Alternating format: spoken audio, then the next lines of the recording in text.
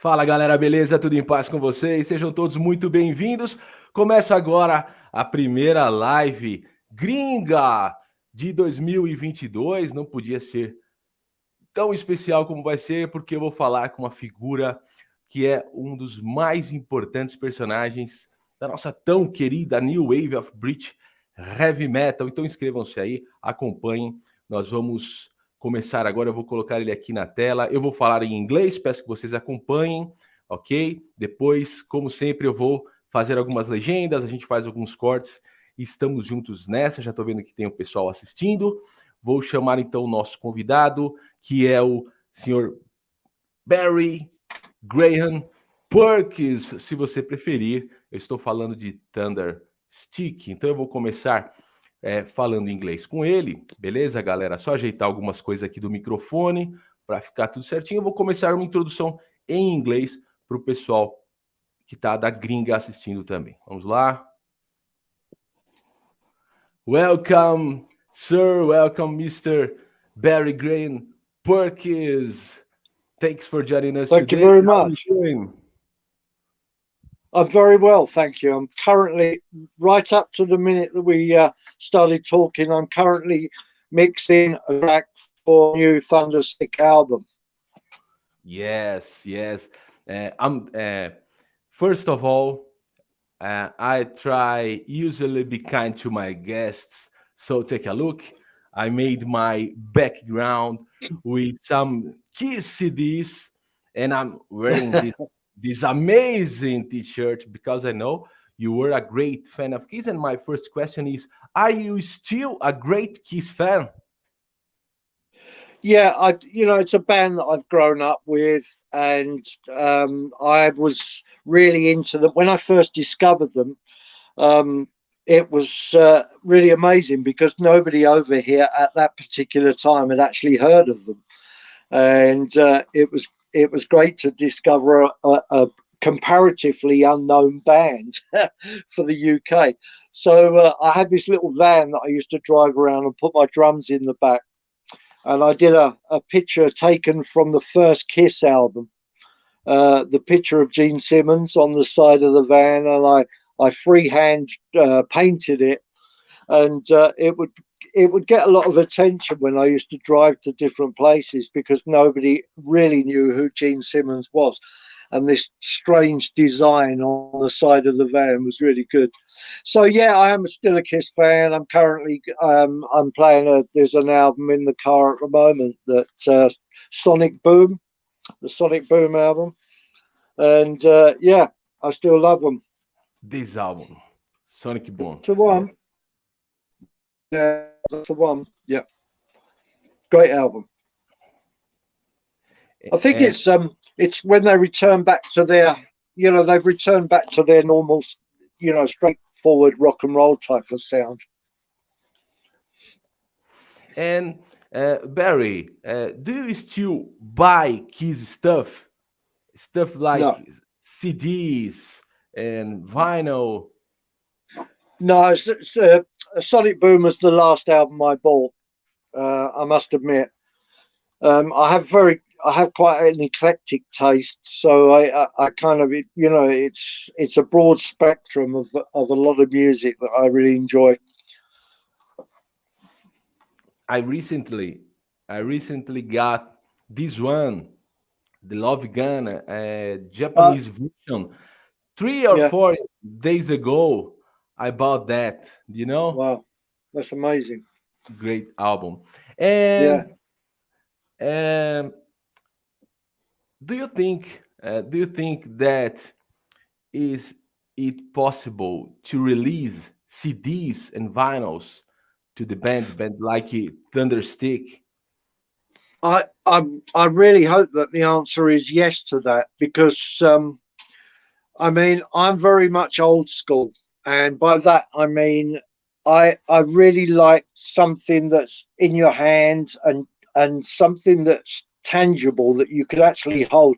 There was nothing like, the kind of buzz that you would get when a band had brought a new album out, somebody that you really liked, and you would make your way down to what was the record shop in those days, and you would buy a piece of vinyl, and that, you know, you could sit there and listen to the album, and you could read all the sleeve notes and the credits and where it was recorded and the special thanks to, and you would read it over and over and over again and watch and look at the photos of the band. Unfortunately, that's all gone with streaming. That, you know, I just don't get it myself. It's a new generation of music. I have quite a few. I've had quite a few discussions online with various people that music has recently become a commodity. It's a disposable commodity that, just like anything else, you buy a McDonald's and you throw away the carton, and you throw away the wrapper that the hamburger came in, or whatever it is that you're buying. And unfortunately, to a new generation of people or kids, that's what music is. It's just a disposable thing, and they just, oh, yeah, you know, they don't even download it anymore. It's just a stream. They listen to something, okay, yeah, that was cool, and then on to the next thing. Whereas I've got 2,000 albums, 2,000 vinyl albums, and you know, they are still something very special to me. Music is much more than that, than a disposable item. Okay, it's the same for me, and I agree. I agree with you totally. Good, good, good. And Barry, what do you think about the idea of a Kiss without Paul Stanley or Gene Simmons? Wouldn't be Kiss.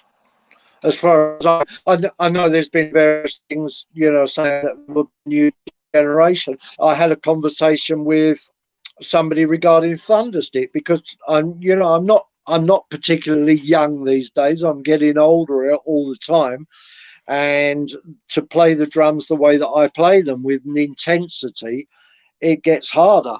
And funny enough, we had a conversation with somebody I know, and he said, well, maybe you could get a drummer in to do to put the mask on and be part of Thunderstick, and you just write the material and you write the lyrics. And I said, no, that will never happen.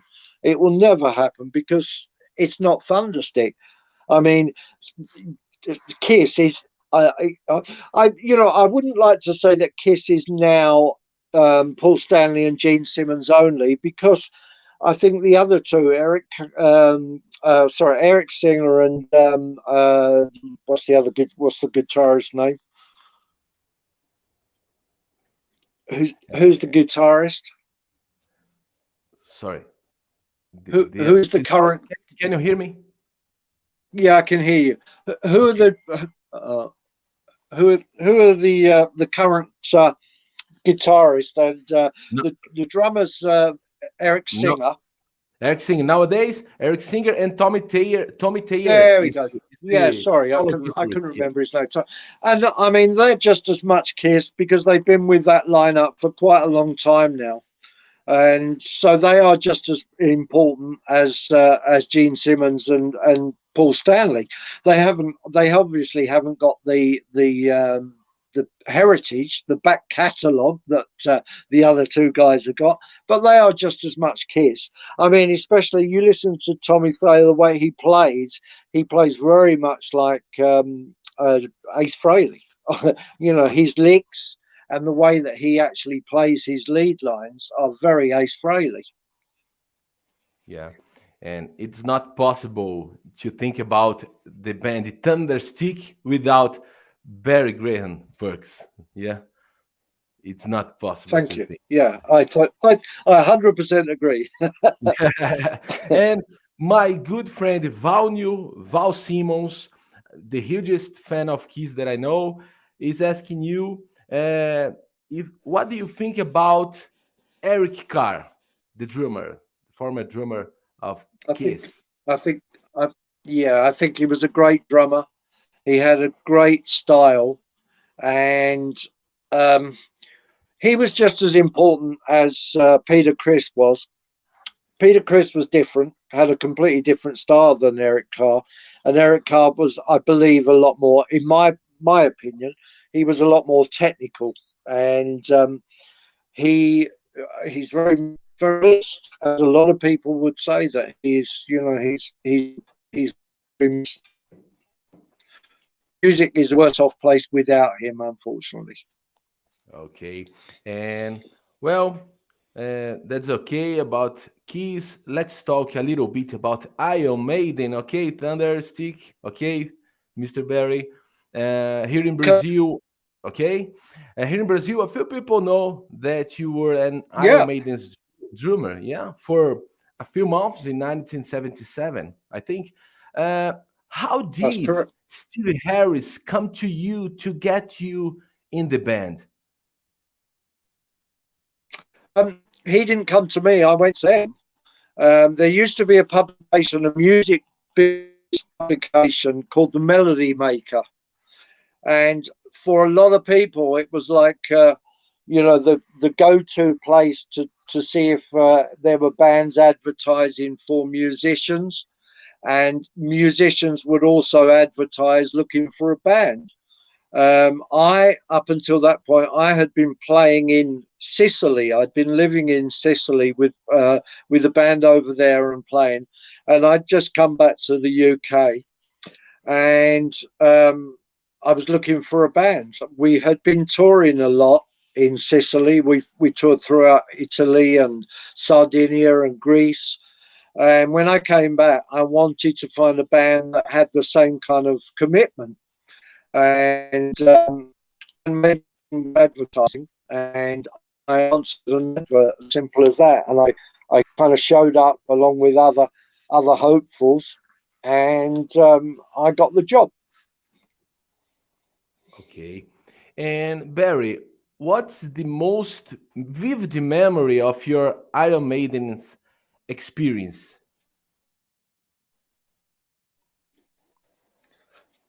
Sorry, you're breaking up again. I didn't hear that. Okay, let's go. What's the most vivid memory of your experience, your Iron Maiden experience? I think probably because it was a band that was it was what I would describe as a work in progress, which meant that Steve Harris was still trying to formulate the sound that he wanted from his Iron Maiden. Hence the reason that he was trying out keyboards for the first time. But my main vivid memory of that time was that Steve Harris introduced me to one thing that I had never experienced before. And that was, up until that point, whenever I had rehearsed with the band, I rehearsed with a full band. Steve Harris introduced me to rehearsing with just the bass and drums, to get the bass and drums tight. And I had never done that before. So it was that was quite a thing. And it was different for me at that time. Great, great. And I remember the song Thunderburst from the album Head On, from the album, Yeah. look at that, Head On from Samson. Is also credited to Steve Harris, Yeah. in the back cover. But, however, this song became part of the Ides of March by Iron Maiden, of course. But this song is Correct. credited to Steve Harris only over there. What's your opinion about that? Yeah. It's never been a secret that, unfortunately, it was quite upset and sorrow about that. We were writing material for the album for Head On, and I said, I when I was with Iron Maiden, I started up this drum roll thing that went over and over and over again. And as I've just explained, with Steve Harris, the two of us would work together, and we worked together, putting the basics down for what was to be an instrumental. And when I left Iron Maiden, when I was gone, we thought no more of it, and we started recording Samson's Head On, And I brought this idea to the band and said, well, I've got an idea for an instrumental. It will only be about 2 minutes long. And we started work on it. And Clive Burr and myself had swapped places. And by that, I meant that I had come from Iron Maiden. I went to Samson, and Clive had come from Samson and went to Iron Maiden. And they'd been recording at the same time as us. And Paul Samson was a very good friend with Clive. He still maintained his friendship. And Clive went over to listen to the finished product of Head On. And Paul sat down with him, and they were playing it. He played Clive the first side of the album, and then put the second side on, and of course on came Thunderburst, and Clive nearly fell off his chair and spilled his coffee, because he went, oh my God, we're using that as an intro. And he then kind of went in his bag and pulled out a cassette and played it to Paul, and it was Ides of March.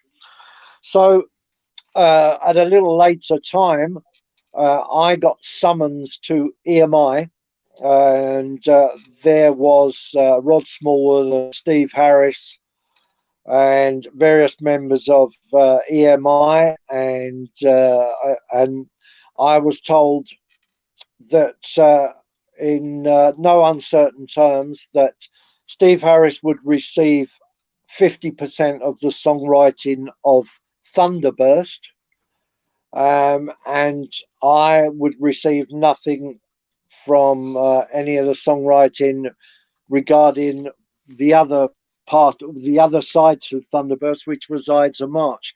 I would receive nothing on that, and if I did want to contest it, that would be fine, but we'll see you in court, as it were. So that was how it happened. That's how it came about that Steve Harris got 50% of songwriting on Thunderburst, and I got absolutely nothing on Ides of March. But it's it's an old story, and it's many years ago now. So I kind of I passed it off as one of rock and roll's curiosities, Yeah. and that's the way it remains. Yeah. It's interesting. And last question about Iron Maiden, just one question. Recently, Dennis Stratton said he contributed to the idea of guitar harmonies in the Iron Maiden sound. Do you think you left any mark of yours on the sound of Steve Harris' band? No. In a word, no. In a word, no. The only thing that I'd left was the fact that Paul Samson and I discovered Bruce in a pub in so that's my in a place called Gravesend. We went out for a drink one night, and there was this guy that was playing in a band in this pub, and it just happened to be Bruce. So that's the only claim to fame that I have, that I influenced Iron Maiden in a small way, in as much as that we Paul and I discovered Bruce. Okay, Barry, and let's talk a little bit about Samson. Okay, I think most of fans of the band put Shock Tactics as favorite, but you prefer Head On. Any special reason for that? Mr. Barry, can you hear me? Vocês que estão assistindo aí, acho que vamos. Don't you hear me? Yes, can. Yeah, can you hear me? Let's check it out, this connection. Your audio is failing. It's not so good. It's not working so well. Your audio. Yeah. Let's try. Hello. Can you hear me now? Yes. I can hear you. You can hear me. Okay. Did you hear my question about? Yeah, I prefer Head On to Shock Tactics. Yeah. Any special reason? I do, because yes, because not because of the mix. We produced it ourselves. The band produced it ourselves, and it probably suffered for that. However, my drumming on that is probably the most explosive and flamboyant that I played. Whereas when we recorded Shock Tactics, Tony Platt, who produced it, had been working with AC/DC prior to us, and we had written the whole entire album. We go, the songs were finished. What we did was we went into pre-production in the rehearsal studio with Tony for 2 weeks. And we literally pulled apart all the songs that we had written and then rebuilt them and rewrote them. And because of Tony's love of simplistic arrangements, my drumming style suffered because of it. Please, Mr. Barry, your sound, your audio Can doesn't work again. Can you hear your me? voice sounds like a robot. Okay, you can hear me. Okay, that's okay again. Can you? Okay.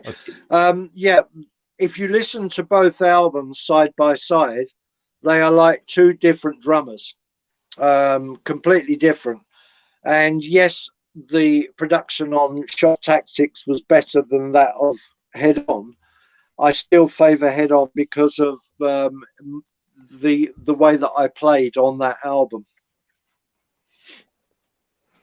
A curiosity, in the song Bloodlust, do you play a reggae? Is there a reggae groove in the song? In the middle of the song, is there a groove that sounds like a reggae? Your audio, it doesn't work again. Let's try to check it out. This sorry, you'll have to repeat. Okay. Sorry, Mr. Barry, your audio is failing again. It doesn't work as well. If you can try to start again, or change your place. Salve, galera que está chegando. Vou falar um pouco em português aqui com vocês. Agradeço todos os que estão assistindo, enquanto Mr. Barry Graham Purkis, o Thunderstick, tenta melhorar a conexão de áudio dele. Obrigado ao Cristiano Rocha, está aí nos assistindo. Nerd Banger também, ele vai tentar a conexão novamente. Nerd Banger, o Renan está aí. Cristiano Rocha, obrigado. Rodrigo Eli, Valnio Borba, vamos tentar de novo aqui. Vamos tentar conectar nosso convidado mais uma vez. É uma pena que uma entrevista tão interessante. Ele está falando sobre o tempo dele no Samson, já falou sobre a relação com o Steve Harris. Hi, Mr. Barry, be welcome again. Back again. Yeah, let's try again. Great. And sorry, can you hear me? Yes, I can hear That's you. okay. And I was asking if in the middle of the song Bloodlust, do you play a reggae groove? Is it correct, or? Yeah, it's like a kind of reggae. Yeah, it's just I've never had any lessons. I'm completely self-taught, and I play from the heart, really. And whatever the music does to me, the input that goes in will affect the output that I put out. So it's just as I feel it, and if I feel that kind of groove, then obviously that's the way that I play. Yeah. And reggae was very popular in London in the late 70s, yeah? It was because of the police. Yeah. Yeah. And Barry, what means I'm Was reading, Bob Marley. Oh man. okay, I'm reading on the back cover of Head On, and Yeah. I'm reading additional ideas, Thunderstick. What it means, additional ideas. Can you hear me? Can't hit. I can now. Yeah. Can you hear me? I'm reading on the back cover of the album Head On these credits, additional ideas by Thunderstick. What it means, additional ideas. It means that I had a large amount of input producing the album. The rest of the band would go home. I, with the sound engineer that we were working with, I recorded all of Bruce's lyrics and his vocals. But all the crazy stuff that you hear on Head On, like I don't know, the backwards choir that's like the beginning of the track "Walking Out on You." And there are all kinds of weird and wonderful things that happen, like the beginning of Take It Like a Man. There's a bit where I'm walking down the stairs and I drop a bottle, and as the bottle smashes, it goes straight into a cowbell beat. All those kind of things. I wanted a production credit on the album, but the other guys in the band weren't too keen on that, so I insisted that I just got some kind of credit, and that's what we came up with. Additional ideas, Thunderstick, which means absolutely nothing, but there it is. Yet again, another thing that has disappeared into the mists of time. And Barry, before continuing our talk, I need to say that I don't intend to judge. I just want to bring the topic to our conversation. But it's interesting to talk about possible paths Samson could have taken, because in my opinion, Samson was one of the bands with huge potential to become one of the great bands. You know what I mean? A creative drummer, a great guitarist, a great frontman, fireworks, performatic shows. You know, um, would it be better for the band to have followed a path like Def Leppard did? It means going to SA and leaving the work with the responsibility of a producer who could spot the band in the American hard rock scene. Definitely. Yeah. I think everything you've just said is perfectly correct. It was just unfortunately it didn't happen. We had management problems at the time, and we were locked into a contract that we didn't want to be locked into. The general idea was to try and elevate the band, but unfortunately, it was just very wrong. The way that everything turned out was completely crazy. I mean, instead of going out on headline, we would go out on headline a tour, and then the management would put us onto a tour supporting a band like Uriah Heep, and we were going out. And much that I love Uriah Heep, they're a wonderful band, but the gigs that we were playing, we had already played shortly beforehand in our own right, headlining the band, those venues. So there were all kinds of different things that various permutations of decisions that were made that were totally wrong for the band. It was too late by the time that they had started to think about an American market. it was too late because Bruce had already gone, or I'd gone, and Bruce had gone and joined Iron Maiden. Yes, we had a huge amount of potential, but that potential was never really realized. Okay.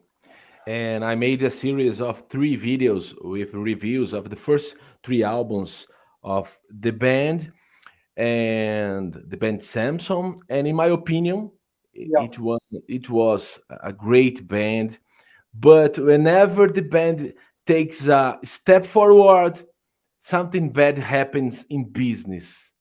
Yeah, Yeah, that's it. That's it. unfortunately. Yeah, And yeah, but I would imagine, I would imagine that there are so many different bands that have very much the same story.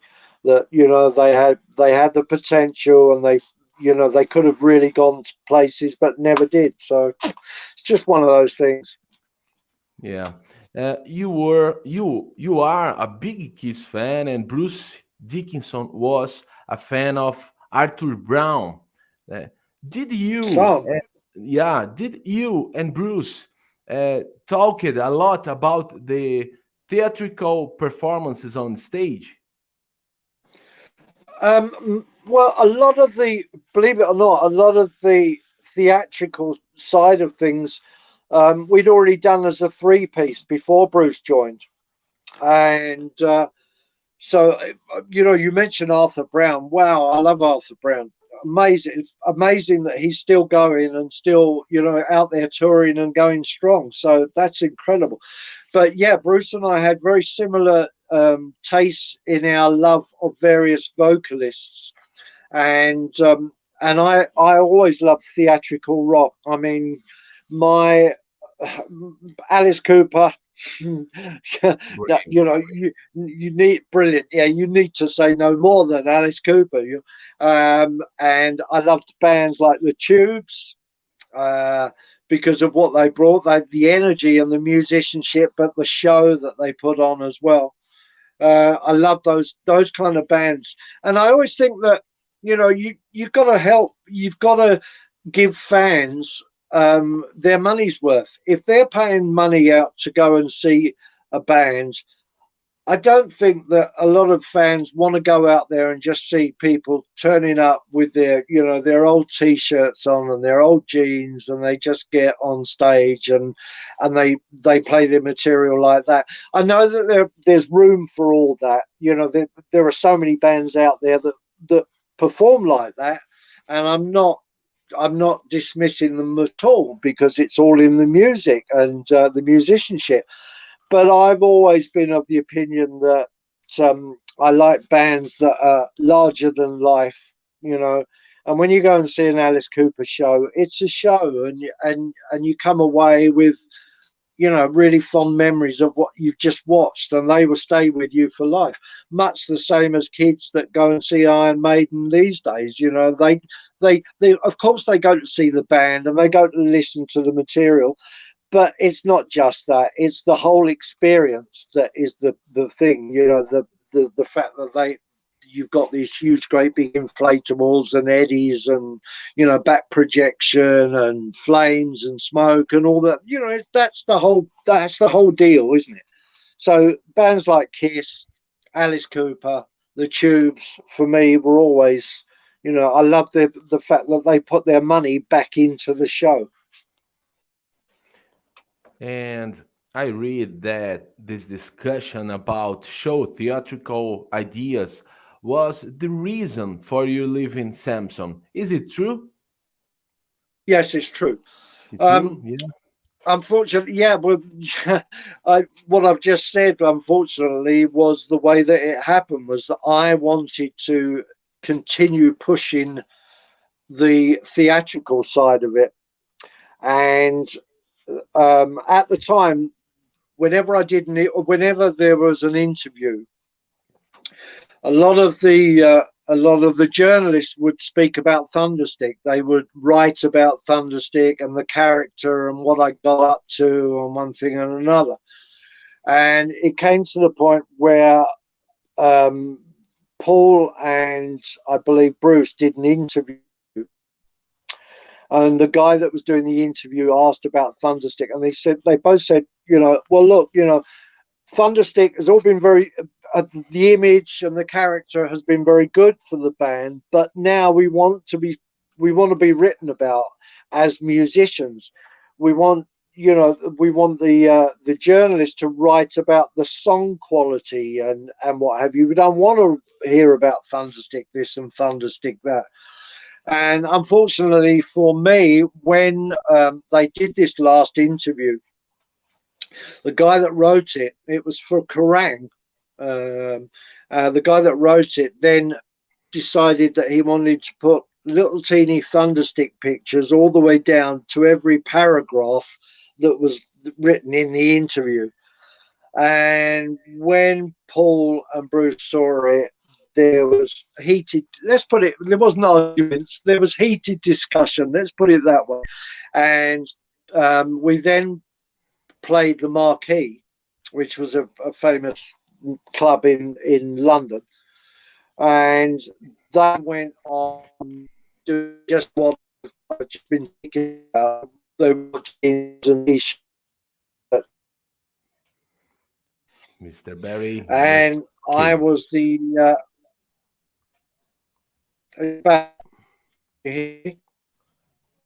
your audio is so weird. Your audio is not working so well. Again, nope. Okay. Yeah. So I'm on stage with the whole thing, and sorry, Mr. Barry, your connection doesn't work again. Your connection doesn't work again, and I will speak in Portuguese to the audience. Galera, beleza? Vocês estão acompanhando aí? Estamos tentando conseguir essa entrevista aqui com o Mr. Barry Graham Purkis, Thunderstick, mas o áudio dele está falhando bastante. Vamos lá, Rodrigo Eli está fazendo pergunta aqui. Valne Borba, Nerd Banger, a gente está conversando sobre a saída dele do Samson, né? Na verdade, ele tinha toda a ideia da teatralização, ele estava contando que ele teve influência da banda The Tubes, da banda do Alice Cooper, claro, ele é um grande amante do Kiss, e ele teve toda a ideia para teatralização, antes até mesmo da chegada do Bruce Dickinson.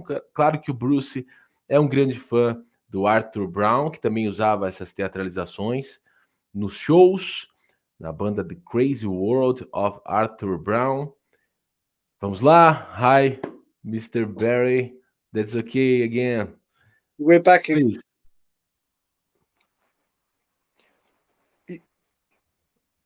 Please, if you... Oh, man, this is ridiculous. Can you hear me? I can now, yeah. Okay. Can you hear me? Okay, you are yeah, okay? So I went on stage that night, and it was I felt very alienated because I was still trying to put a show on, and the three other guys in the band had sort of closed the door on that, and that was it really. I decided that enough was enough, and it was time for me to actually go. So okay. And Barry, I admit I don't know so well the band Thunderstick, and I think that there's no CDs, vinyls, albums in general released in Brazil. Can you talk to us about something about your band Thunderstick, please? Yeah, I'd be delighted to. Thunderstick, I started in the 1980s, and this coming August in 2022, it will be 40 years since the first Thunderstick gig, which was at the Marquee. It's a 5-piece band with a female vocal. I've always taken on a female vocal because with Samson, the Thunderstick image was very stark. It was very aggressive looking, and I kind of softened that a little bit when I formed Thunderstick. And I found the material that I was writing, I naturally wrote for a female voice, which was very strange, but it did. And so we've had, how many albums out? There have been 3 studio albums, a live album in France, and we are now I am now working on the next album, the next studio album. They've all been available on CD and on vinyl. There was also a 4-track EP that we put out. It's very theatrical, as you would expect. We put on a big show. I as well as over here, I worked in the USA for quite a time towards the end of the 80s, and it's a band that's very close to my heart. I wrote most of the material up until recently, and I have just started writing with other musicians that are in the band, which is really good for me, because it's been a new experience to write with others. Up until now, it had always just been myself.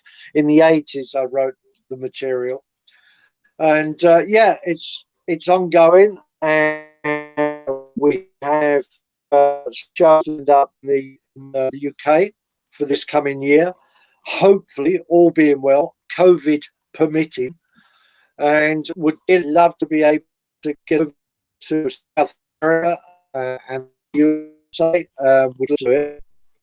And yeah, that's kind of basically it. We've always been there. It's been we have a following that is quite diverse, and we haven't really ever achieved mainstay popularity by achieving to get that major record deal. It didn't happen in the 80s.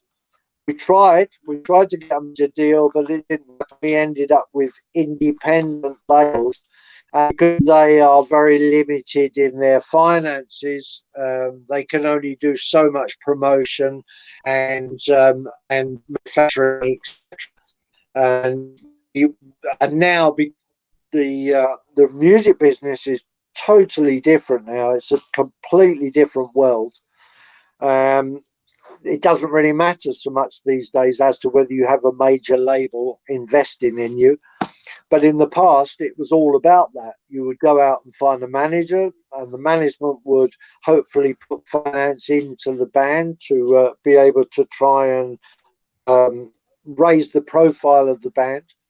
And then that manager would hopefully go out and get a major record deal, which would be, the kind of input that the band needed to grow. But it didn't happen. And so, but I've always been there. I didn't go away. I've always been there, and I still am now. So, I'm looking forward to putting the new album out, because I think the material on it is very strong, and it's quite diverse as well. And I've got a wonderful female vocalist, a young lady called Raven, and she is really good. She's got such a voice; it's incredible.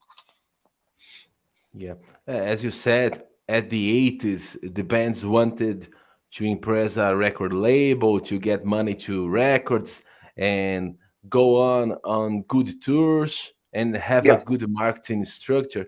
But Barry, right now, you have this band, Thunderstick, but who should a band impress in the age of streaming platforms? You asking me? I don't know. I really have no idea whatsoever. I don't know. Is the honest answer. I can't believe that, as we started our conversation talking about the fact that a lot of kids these days, they just look on music as a throwaway, much the same as anything else, as fast food, or video games or whatever. Music doesn't have the importance only for the likes of you and I and your listeners. You know, it's important to them, but there are so many people out there where it doesn't really have that same importance as it always had in the past. And and also with the emergence of COVID, the way that has really had an effect on the gigs and tours and what have you, it's actually gone right downhill, the music. So I don't know what the answer is. I really don't, because it's not something that I think is particularly healthy, streaming. But as musicians, as artists, you have to bear that in mind, and you have to put up with it. But for me, a lot of my support comes from people that are relatively old, a generation that the same as mine, that would want to go out and buy a CD, and they want to go out and buy vinyl and have something in their hand that they can, shows them that they've put money into something and get something in return. I post on my Facebook page on my Graham Purkis. Okay. On my Facebook page, and it was all about how much an artist gets.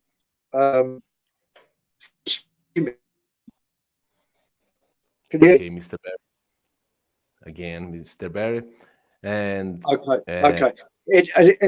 I put a post up on my Barry Graham Purkis Facebook page, and it was all about what the kind of money that streaming generates for the artist. And for YouTube, it was over 1,000 streams. It was about 1,200 streams to make $1. $1. And I just, you know, what can you say? It's killing music. It really is. But then again, in the old days, there was cassettes, and people used to go and record from their friend's house. They'd go around their friend's house and they'd record because he'd got an album or she'd got an album. And so you'd take your blank cassette round, and you'd record it, and that meant you got the album for nothing. So it has been there. It was to the 80s, there was a big discussion about pirating. They used to call it music pirating, and that was because people had cassettes and they would go and get albums for nothing. So it's always been there, but it's worse now. It's far worse now. Okay. And any plans to release the Thunderstick's albums in Brazil? Yes, hopefully. I really hope so. Yes. I mean, they will be available, and I don't want them just to be available as digital. I am re-releasing all the earlier material digitally in a couple of months' time. But with the new album will, for quite a long time, will only be available on vinyl and CD. Of course, the page and through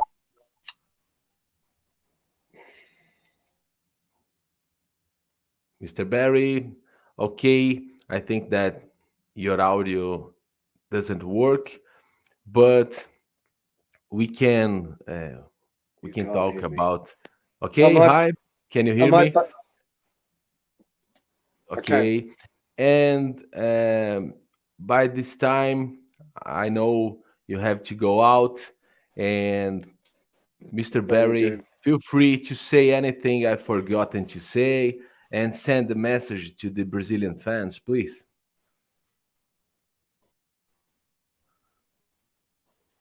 Well, let's hope that we get a better link between Brazil and the UK. That was a good start. because the fact that we keep dropping out of the conversation.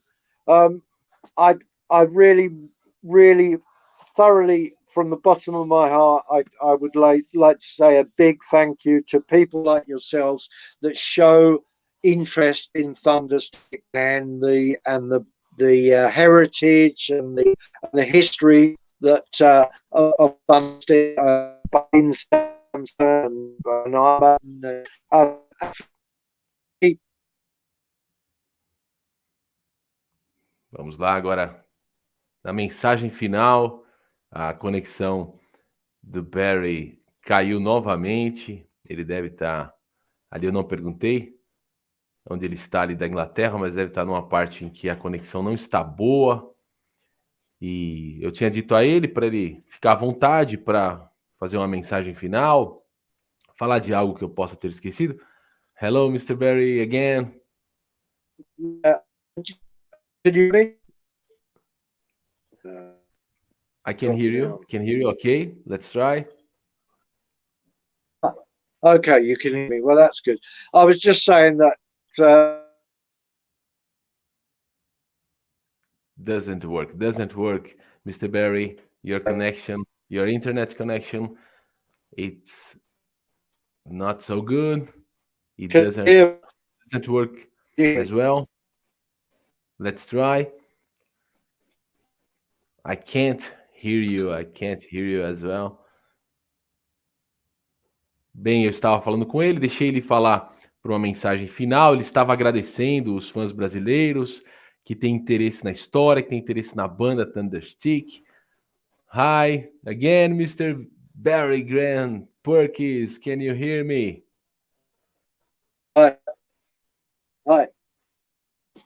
I would just to finish off.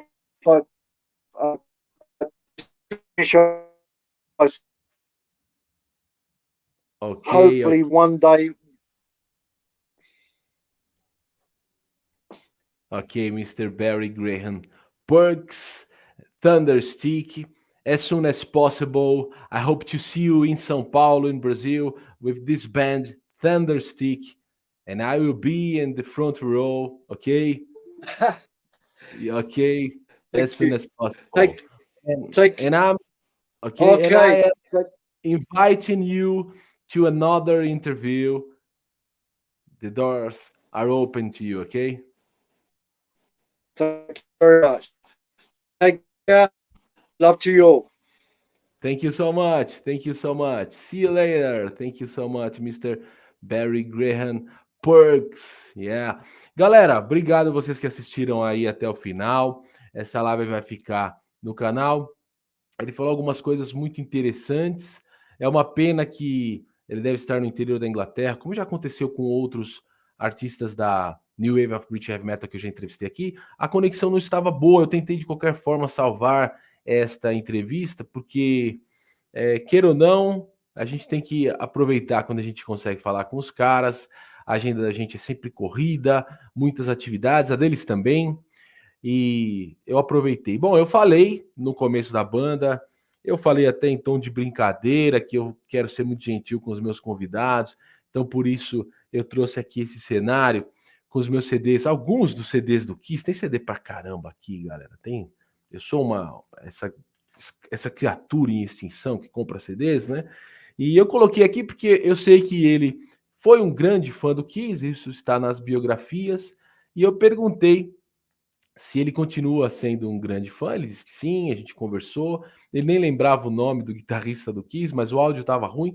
Eu agradeço aí o Renan, Nerd Banger, valeu, tamo junto, te aguardo lá na entrevista com o Renan Bassi no dia 1º de fevereiro. Eu agradeço o Rodrigo Eli, tá dizendo aqui, foi muito boa a conversa, valeu muito. Eu iria fazer a pergunta que você fez, mas eu resolvi fechar ali, porque ele havia me dito que ele precisava encerrar às 19 horas lá na Inglaterra, onde ele está, tem um fuso horário de 3 horas, ele iria ter um compromisso, e eu garanti a ele que ele podia contar comigo que às 19 horas, 16 horas para nós aqui no Brasil, ele estaria livre para fazer, para cumprir o compromisso dele, que eu não ia ficar estourando o tempo. Então, já estava com a conexão um tanto ruim, chegou o tempo, eu não quis colocar mais as perguntas de vocês. O Valnio fez uma pergunta, o Rodrigo ele também. Depois eu até tenho o contato dele, posso mandar, e quando ele fizer uma resposta, eu faço um vídeo aqui. E já o convidei para uma próxima entrevista, e eu tenho certeza que ele curtiu muito. Vocês viram que ele estava agradecendo, falando que fica muito feliz do fundo do coração pelo interesse que a gente demonstra pelo trabalho dele no Thunderstick e também pela história dele. Eu tentei fazer uma linha cronológica, comecei falando do Kiss para trazer o entrevistado, né, para ficar mais à vontade. Então mostrei para ele o cenário, mostrei para ele minha camiseta e tal. Ele ficou feliz, deu risada. Falei para ele se ele concorda com o Kiss aí, saindo, tirando as pessoas fundamentais ali, o Gene Simmons e o Paul Stanley. A gente sabe que essa ideia é ventilada eventualmente, né? Eles lançam esse balão de ensaio na imprensa, na internet. Será que a banda Kiss pode continuar como uma instituição sem os seus 4 caras da formação original? Já não tem o Peter Criss nem o Ace Frehley, e cogita-se de colocar outros caras no lugar do Gene Simmons e do Paul Stanley. Eu já havia perguntado isso para outros fãs do Kiss, e agora falando com ele, disse que não, aí não é Kiss. E eu até falei para ele, era como colocar a banda dele, Thunderstick, que ele toca com máscara, e colocar outro cara lá. Não dá para imaginar a banda dele, Thunderstick, com outro cara que não seja o Graham Purkis, que é ele no lugar dele. Ele até ficou lisonjeado, né? Agradeceu, falou obrigado e concordou 100%. O que mais que eu perguntei? Falei para ele da época do Iron Maiden. É um tema que às vezes é um pouco...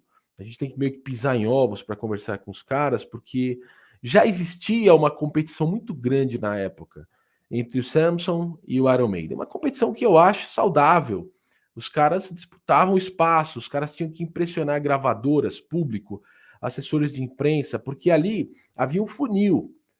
Vamos colocar aqui 30 bandas que tinham muita competência para compor, para tocar, e as gravadoras, na época, meia dúzia de gravadoras, que realmente tinham força para fazer alguma coisa ali na Inglaterra, iam contratar cada uma a sua para se dedicar. Pode ser até que os caras fossem contratados, mas uma gravadora que fosse se dedicar, bancar tours, que as turnês são caras, assessoria de imprensa para fazer um marketing. Era isso que as bandas tinham que conseguir. Então havia uma disputa muito grande na New Wave of British Heavy Metal. Eles disputavam, isso é saudável. E as bandas que conseguiram se colocar um pouco à frente, que foram o Iron Maiden, para mim, a melhor, o Saxon, que é excelente, que eu vou fazer amanhã, já deixo aqui para vocês, uma live com meu amigo Val Simmons, que está assinando aí como Valnio Borba aqui na minha entrevista, e eu vou fazer com ele a discografia comentada. Vamos falar um especial Saxon, aqui vai ser amanhã, tá bom, galera? Vocês curtem, fiquem ligados. E o Saxon era uma banda muito boa ali na New Wave of British Heavy Metal. Tinha o Venom, chegou com o pé na porta, com todo aquele visual, as letras impactantes. E tinha o Samson, né? E os caras queriam ocupar o espaço. Então eles tiravam o barato um do outro, eles competiam. E o Samson trocou muitos integrantes com o Iron Maiden, né? O Clive Burr era do Samson, foi pro Iron. O Thunderstick foi do Iron por 8 meses em 1977. Depois foi pro Samson. Teve a história do Bruce Dickinson, que é a mais famosa, né? Que o Steve Harris se aproximou do Bruce Dickinson e o convenceu, junto com o Rod Smallwood, a fazer parte do Iron. A gente sabe, isso é história bem consolidada, mas ficou ali, às vezes, uma conversa mal resolvida entre os caras. Então eu queria perguntar sobre o Iron para ele, ele topou trocar ideia sobre isso. Ele disse que uma das principais experiências que ele teve com o Iron Maiden foi não tocar com banda no ensaio, mas tocar apenas bateria e baixo com Steve Harris. Ele acha que isso ficou marcante. E aí ele levantou a bola para eu perguntar sobre a Thunderburst. Se vocês assistiram a série que estou fazendo aí, os 3 vídeos, Bruce Dickinson antes do Iron Maiden, vocês vão ver que a faixa Thunderburst, que está no Head On, é parte da The Ides of March, que abre o disco Killers. E aqui no álbum do Samson, está acreditado para o Steve Harris, mas lá no Killers não está acreditado para o Graham Purkis. E eu perguntei para ele o que ele acha disso, e ele deu uma resposta bastante complexa aí, falou de porcentagens, né, que o Steve Harris tem porcentagem a receber pela faixa do Samson, mas ele acabou não tendo porcentagem, obviamente, pela da Iron Maiden, porque não foi acreditado lá. Vocês veem que é uma questão delicada para se trocar ideia com os caras. Até hoje, hein, depois de tanto tempo. Mas ficou aí essa troca de ideias. Não lembro aqui se ele falou mais alguma coisa sobre o Iron Maiden. Depois começamos a falar do Samson. Ele prefere o segundo do que o terceiro. Eu prefiro o terceiro. A maior parte da base de fãs do Samson tem esse como favorito. Ele explicou que esse aqui tem mais liberdade, tem mais o estilo dele de tocar. São dois bateristas diferentes, ele diz, né? Ele diz que aqui ele teve toda a influência dele veio mais à tona, mais liberdade. E a gente falou sobre um reggae.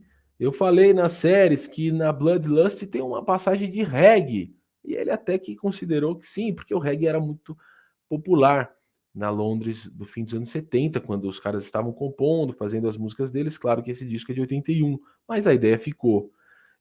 Eu achei muito interessante que eu perguntei para ele algo que eu tenho muito comigo, que é o seguinte, pessoal, eu até tomei também um cuidado, porque senão fica parecendo que a gente é aquele comentarista de futebol, né? O engenheiro de obra pronta. Agora eu vou falar o que o Samson deveria ter feito. Não, não é assim. Soa grosseiro entrevistar os caras falando isso. Ó, a banda não deu certo por causa disso, disso. Claro, eu tô agora aqui, décadas depois, vendo tudo que aconteceu e vou ficar palpitando. Então eu fiz uma introdução na pergunta, tomei um cuidado. Falar para ele, não quero julgar ninguém, mas eu queria saber dele se a minha opinião estava correta, que o Samson deveria ter entregado todo o seu trabalho para um produtor lá nos Estados Unidos, um produtor renomado, e o produtor trabalhado a banda para encaminhar para aquele circuito de rádios, shows, universidades, revistas do hard rock americano, como o Def Leppard fez. E eu achei até que ele fosse dar mais voltas para falar, e ele diz que sim, provavelmente sim, seria o melhor caminho. Por que eu penso isso? Porque o Samson tinha essa pegada mais hard rock, mais do blues rock. Se tivesse sido lapidada para as rádios americanas, tal, teria tido uma enorme chance de seguir o passo que o Def Leppard seguiu. E o Def Leppard foi a grande referência dos anos 80 em hard rock, juntamente com o Van Halen, ou para quem prefere falar em inglês, Van Halen, e depois, já na segunda metade dos 80, do Bon Jovi. Então foi a trinca que determinou, foi o tripé do hard rock ali americano, né? Van Halen, que já vinha do fim dos 70, Def Leppard e, apesar de ser inglesa, mas foi lá, migrou para os Estados Unidos, já no segundo álbum, no High and Dry, entregou a produção para o John Mutland, que tinha produzido AC/DC, nada mais, nada menos que o Back in Black, e o cara poliu, deu todo aquele trato ali na bola, e o Def Leppard chutou com gol livre e foi pro auge. E eu creio que esse teria sido um caminho razoável para o Samson, porque a New Wave of British Heavy Metal, ela é muito diversificada, mas em algum momento ela se projeta nos Estados Unidos em duas frentes principais. Uma naquela pegada do Judas Priest. Eu não considero, como as revistas consideram, a mídia, o Judas Priest uma banda da New Wave of British Heavy Metal. Eles já estavam na segunda fase deles, né? Eles não surgiram ali na New Wave of British Heavy Metal. Eles são os padrinhos daquele movimento, na minha humilde opinião. E o Motorhead é uma banda tão única que não se enquadra em rótulo nenhum, não cabe em gaveta nenhuma. Então, às vezes a gente lê que o Judas Priest e o Motorhead são da New Wave of British Heavy Metal, e a rigor eu não considero. Eu considero o Judas o grande padrinho, o grande inspirador, e o Motorhead é uma banda muito única, que transita em vários movimentos, inclusive neste. Dito isso, eu penso o seguinte, teve essa frente lá nos Estados Unidos, ali nos 80, bem, como eu posso dizer, marcada pela influência do Judas Priest. E o Iron Maiden foi nessa. E o Iron Maiden se tornou o maior expoente desta vertente da New Wave of British Heavy Metal. Foi o maior, é o maior até hoje. Mas teve uma outra vertente, que foi aquela que se aproximou mais do hard rock, do blues rock. E aí, o Def Leppard foi o grande precursor dessa. Foi o grande expoente. Então você tem Iron Maiden indo para o lance mais na linha Judas Priest do metal, e o Def Leppard indo nessa linha mais hard rock, influência... Para o Def Leppard, uma influência muito grande do glam rock inglês. Não do glam metal, do hair metal ali dos Estados Unidos, mas o glam rock inglês. Então, T-Rex, David Bowie, esse tipo de coisa. Sweet, outras que meu amigo Val Simmons conhece muito bem, que ele falou muito no primeiro episódio do especial Hard Rock. Quem tiver interessado, dá uma conferida. Então, pessoal, eu vejo essas duas frentes. Vejam que Iron Maiden ficou gigante e é o grande expoente da linha mais influenciada por Judas Priest, e Def Leppard da outra, mais influenciada por hard rock, pelo glam rock inglês. E o Saxon transitou entre essas duas. O Saxon é muito rock and roll, mas não foi assim glam tal. Ele é muito rock and roll, tem uma influência muito de rock and roll. Assumiu a influência punk, não nega. Você pega o Saxon fala. Os caras falam que tiveram muito da influência do punk, de falar para as classes trabalhadoras, de colocar energia na sua música. E o Saxon também é uma banda muito única, porque ela não tinha aquele lance Judas Priest tão pesado. Eles conseguiram fazer um negócio muito único. Então o Saxon é o terceiro. Esse pódio da New Wave of British Heavy Metal, para mim, em termos de mercado, né? E de exposição, de turnês, de empresariamento. Iron, Def Leppard e Saxon. Claro que a banda Raven é muito importante, o Venom foi muito importante, Diamond Head, não existiria o Metallica se não tivesse existido a banda Diamond Head. Posso estar esquecendo de alguma, hein, pessoal? Eu gosto muito da Tyson Dog, eu curto demais a banda Jaguar, vocês sabem disso. E aí já são outras que vêm na esteira da New Wave of British Heavy Metal. É claro que muita gente fala do Angel Witch, estou buscando uma entrevista com o pessoal do Angel Witch também. O pessoal fala muito, eu creio que o Angel Witch tem um primeiro disco que é muito bom, ali naquela época, mas estava muito... Não vou falar na cola, porque parece que eu estou falando que era um plágio, não é isso. Mas estava muito fundada, o som da banda, melhor dizendo, estava muito fundado no som do Black Sabbath. Vejam que eu falei do Judas Priest, falei do glam rock, do hard rock, do blues, e não falei do Sabbath. Claro que o Sabbath é padrinho de todo o heavy metal, toda banda de metal tem Black Sabbath no seu DNA, mas ali, no fim dos 70, os caras estavam apresentando um desgaste criativo. Eu curto os álbuns que eles lançaram ali, na segunda metade dos 70. Eu gosto do Never Say Die, eu gosto do outro lá, beleza. Mas a gente tem que reconhecer que para a galera jovem da época ali, no fim dos 70, começo dos 80, o Sabá já demonstrava um certo desgaste. Depois o Ozzy saiu. Então o Sabá não era assim a grande... não formava essa linha, as músicas estavam mais rápidas, era mais Judas Priest. Embora... Não confundam, Black Sabbath está no DNA de toda a banda de metal. E eu perguntei isso para ele, olha só, tô fazendo quase que um vídeo inteiro aqui para vocês, né, galera? Eu perguntei isso para ele e ele disse que sim, concordou. Teria sido uma boa ter partido por esse caminho. E é isso, galera. Depois eu abri as perguntas para ele falar sobre a banda dele, Thunderstick. Os entrevistados geralmente gostam mais de falar do que eles estão fazendo no momento. Mas como o escopo da entrevista era mais trazer um resgate histórico da passagem dele pelo Iron Maiden, o cara foi batera do Iron Maiden, nada mais, nada menos que isso. E de toda a história dele no Samson, já que ele era um cara muito importante na criação do som e da estética da banda, eu dividi a entrevista meio que em 3 partes, né? Comecei falando do Kiss e do Iron Maiden, coloquei no meio mais sobre Samson e terminei falando da banda Thunderstick. Admiti para ele que não conheço muito bem, andei ouvindo algumas coisas quando eu marquei a entrevista, mas não sou um grande conhecedor. Ficou essa lacuna. E ele disse que há a possibilidade de lançar os CDs da Thunderstick no Brasil. Ele está fazendo um novo CD, é uma é uma moça no vocal feminino. Ele diz que ela canta muito. Eu andei vendo vídeos aí, realmente a moça canta muito mesmo. Ele não fez propaganda enganosa aqui, não. A banda é muito competente, é pesada, tem muita energia.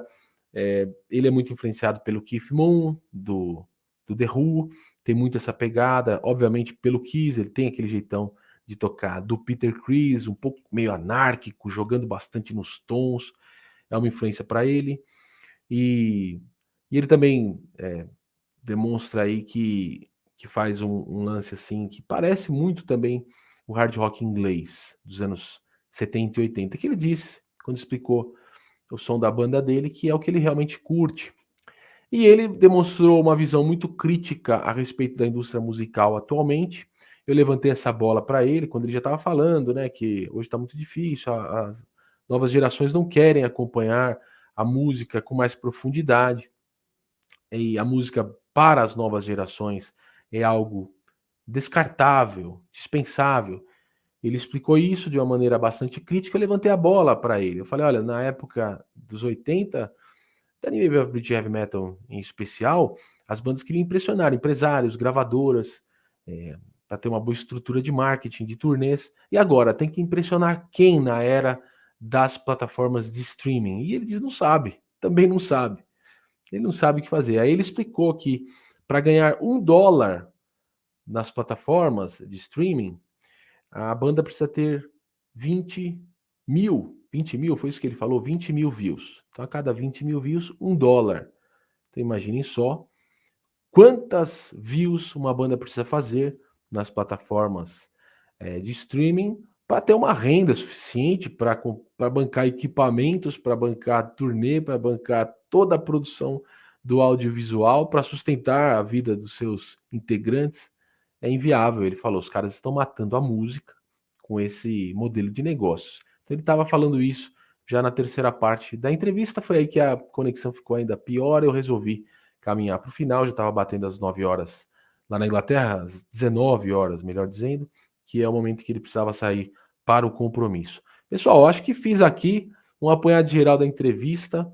Tá? Espero que vocês tenham curtido. Agora vou caminhar aqui para os meus compromissos também.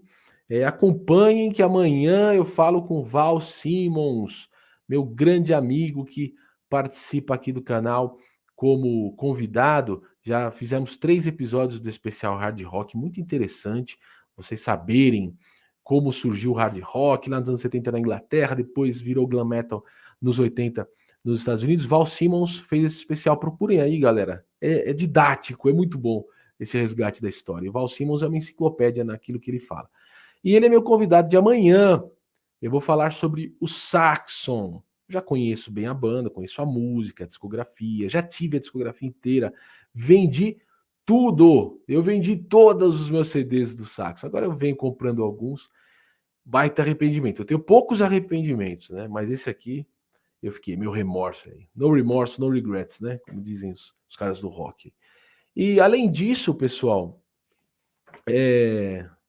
eu queria falar para vocês que eu vou falar com o Valnil sobre Saxon. E além disso, eu vou fazer a entrevista com o Henning Basse, ex-vocalista da banda Metallion, porque a partir de 1º de fevereiro eu começo a falar bastante de metal alemão também. Para inaugurar essa nova fase do Metal Musikast, vou falar com o ex-vocalista da banda alemã Metallion. Para isso, já convidei e vou colocar aqui em público meu novo amigo Renan, que faz o perfil Nerd Banger, está convidado para participar. O menino é bom, conhece de metal, sabe escrever muito bem. As resenhas dele são muito bem escritas lá no Instagram. E ele também faz esse trabalho, apesar de ser muito novo, de resgate da história do metal, de fortalecimento do metal underground nacional. Ele traz muito sobre as bandas nacionais. E eu convidei o Renan para entrevistar o Henning Basse junto comigo no dia 1º de março. E hoje eu estou falando com vocês depois da live. Vocês entenderam por que essas lives têm que ser à tarde, na maioria das vezes. Por causa do fuso horário com os caras da Europa. Né? Dependendo do país, 3 ou 4 horas de diferença. Então fiquem ligados, obrigado a todos. Valeu, Rodrigo ali, parabéns, meu amigo, mais uma vez, mandou bem demais, obrigado. Nerd Banger, valeu o papo, deu para ver que ali rende muita conversa. E o Valnio Borba também. Valeu, galera, agora eu vou encerrar aqui. Muito bom ter a presença de vocês, tamo junto. Forte abraço a todos.